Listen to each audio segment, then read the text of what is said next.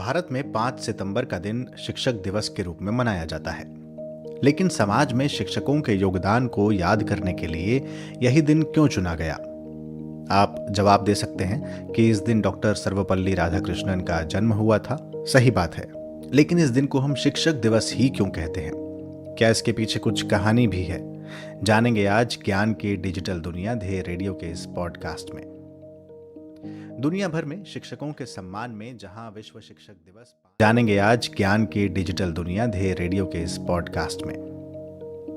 दुनिया भर में शिक्षकों के सम्मान में जहां विश्व शिक्षक दिवस 5 अक्टूबर को मनाया जाता है, वहीं भारत में ये मनाने का दिन है 5 सितंबर, यानी हम 1 महीने पहले मनाते हैं। इसी दिन पूर्व राष्ट्रपति और एजुकेशनिस्ट डॉक्टर सर्वपल्ली राधाकृष्णन का जन्म हुआ था। साल था 1888। आंध्र प्रदेश के तिरुतानी में जन्मे डॉक्टर राधाकृष्णन का परिवार मूल रूप से सर्वपल्ली नाम के गांव से था। राधाकृष्णन के दादा ने गांव छोड़ा और तिरुतन्नी में बसने का फैसला किया, लेकिन गांव के नाम को उन्होंने नहीं छोड़ा। डॉक्टर राधाकृष्णन ने सर्वपल्ली को अपने नाम से पहले ही लगा लिया और वो बन गए डॉक्टर सर्वपल्ली राधाकृष्णन। डॉक्टर राधाकृष्णन बचपन से ही एक प्रतिभाशाली छात्र थे। छात्रवृत्ति के माध्यम से ही उन्होंने अपनी पढ़ाई पूरी भी की और मात्र 20 साल की उम्र में उन्होंने एथिक्स ऑफ वेदांत पर अपनी थीसिस लिखी और आगे चलकर वो मद्रास प्रेसिडेंसी कॉलेज में फिलॉसफी विभाग में लेक्चरर बन गए। जब राधाकृष्णन पढ़ रहे थे तो क्रिश्चियन संस्थाओं का विद्यार्थियों पर बहुत गहरा प्रभाव था। आप उस समय के इतिहास को जानते हैं और राधाकृष्णन क्रिश्चियन संस्था में पढ़े थे। उन पर भी वो प्रभाव पड़ा, लेकिन इसके साथ ही एक परिवर्तन भी आया जो अपने धर्म और संस्कृति के प्रति अध्ययन को लेकर रहा। उन्होंने भारतीय दर्शन और संस्कृति का गहरा अध्ययन करना आरंभ कर दिया। डॉक्टर सर्वपल्ली राधाकृष्णन दरअसल ये जानना चाहते थे कि आखिरकार किस संस्कृति के विचार चेतन हैं और किस संस्कृति के विचारों में जड़ता है, क्या ऐसा होता भी है या नहीं। तो राधाकृष्णन ने तुलनात्मक रूप से अध्ययन किया और ये जाना कि भारतीय अध्यात्म काफी समृद्ध है और क्रिश्चियन मिशनरी जो हमारी संस्कृति और धर्म की आलोचना करते हैं वो निराधार हैं। एक महान विद्वान और दार्शनिक डॉक्टर राधाकृष्णन ने दर्शन शास्त्र में न केवल डिग्री ली और लेक्चरर बने, बल्कि साल 1917 में the philosophy of Rabindranath Tagore पुस्तक लिखी। इसके बाद the reign of religion in contemporary philosophy लिखी और भारतीय दर्शन को उन्होंने वैश्विक पटल पर रखा। उन्होंने आंध्र विश्वविद्यालय के कुलपति का पदभार भी संभाला और 1939 में वो बनारस हिंदू विश्वविद्यालय के कुलपति भी बने। यानी अपने जीवन काल के दौरान वे एक मेधावी छात्र रहे, एक प्रसिद्ध शिक्षक रहे, एक बहुप्रसिद्ध लेखक रहे और एक प्रशासक रहे और अपनी मेधा के ही दम पर वो भारत के पहले उपराष्ट्रपति और दूसरे राष्ट्रपति बने। इतने ऊंचे पद पर रहने के बावजूद वो एक सादगी पसंद व्यक्ति थे। मानवता की नजर से सब देखते थे। एक किस्सा सुनाता हूं जो कवि रामधारी सिंह दिनकर ने अपनी पुस्तक में लिखा है। इसका उल्लेख उन्होंने करते हुए कहा है कि जब राधाकृष्णन मॉस्को में भारत के राजदूत थे, बहुत दिनों तक स्टालिन उनसे मुलाकात के लिए राजी नहीं हुए। अंत में जब दोनों की मुलाकात हुई तो डॉक्टर राधाकृष्णन ने स्टालिन से कहा, हमारे देश में एक राजा था जो बड़ा अत्याचारी और क्रूर था।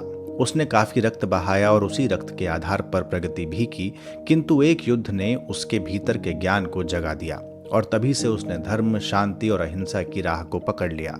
आप भी स्टालिन उसी रास्ते पर क्यों नहीं आ जाते? आप सोचिए, डॉक्टर राधाकृष्णन स्टालिन से कितनी बड़ी बात कह गए और स्टालिन ने इसका एतराज भी नहीं किया। डॉक्टर राधाकृष्णन की लोकप्रियता छात्रों, प्रोफेसर्स में ही नहीं बल्कि राजनेताओं में भी काफी ज्यादा थी। इसी वजह से एक बार उनसे कुछ छात्र और उनके कुछ मित्र मिलने पहुंचे और बोले कि 5 सितंबर को उनका जन्मदिन है तो वो उसे मनाना चाहते हैं, क्या वो इसकी इजाजत उन्हें देंगे? डॉक्टर राधाकृष्णन ने उनसे कहा कि बेहतर हो कि उनका जन्मदिन देश भर के शिक्षकों को याद करने के लिए मनाया जाए तो ज्यादा बेहतर होगा, ताकि शिक्षकों के योगदान को सम्मान मिल सके। चूंकि राधाकृष्णन भी खुद शिक्षक थे और अपने शिक्षकों का भी सम्मान करते थे, इसलिए उनके भीतर ये विचार ज्यादा गहरे थे और वो शिक्षकों की महत्ता को जानते थे। इसी के बाद से साल 1962 से हर साल 5 सितंबर को हम शिक्षक दिवस मनाते हैं। डॉक्टर राधाकृष्णन का मानना था कि देश का भविष्य बच्चों के हाथों में है और उन्हें बेहतर इंसान बनाने में शिक्षकों का बहुत बड़ा योगदान होता है। डॉक्टर राधाकृष्णन को साल 1931 में नाइट की उपाधि से सम्मानित किया गया। इसके बाद साल 1954 में वे भारत रत्न से सम्मानित हुए और साल 1963 में British royal order of merit का उन्हें मानद सदस्य भी बनाया गया। वैसे जब राधाकृष्णन राष्ट्रपति बने थे तो बर्ट्रैंड रसल, जो कि विश्व के एक जाने माने दार्शनिक थे, उन्होंने उनके राष्ट्रपति बनने पर अपनी प्रतिक्रिया जाहिर की थी और कहा था कि ये विश्व के दर्शन शास्त्र का सम्मान है कि महान भारतीय गणराज्य ने डॉक्टर सर्वपल्ली राधाकृष्णन को राष्ट्रपति के रूप में चुना है और एक दार्शनिक होने के नाते मैं बहुत खुश हूँ। उन्होंने आगे कहा कि प्लेटो ने एक बार कहा था कि दार्शनिकों को राजा होना चाहिए और भारतीय गणराज्य ने एक दार्शनिक को राष्ट्रपति बनाकर प्लेटो को सच्ची श्रद्धांजलि अर्पित की है। तो दार्शनिक के बारे में एक ऐसी बात कह रहा था और भारतीय गणराज्य के बारे में भी कि हम किस तरीके के लोगों का सम्मान करना जानते हैं। इसी तरीके से पंडित जवाहरलाल नेहरू, जो कि डॉक्टर राधाकृष्णन के करीबी दोस्तों में से एक थे, वो कहते हैं कि डॉक्टर राधाकृष्णन ने कई स्तरों पर अपनी कई क्षमताओं से देश की सेवा की है, लेकिन सबसे बढ़कर वो एक महान शिक्षक हैं जिनसे हम सभी ने बहुत कुछ सीखा है और आगे भी सीखते रहेंगे। उनका राष्ट्रपति बनना अपने आप में दिखाता है कि भारत किस तरह के लोगों का सम्मान करना जानता है और करता है। तो ये बात उस समय की है जब ऐसा हुआ करता था।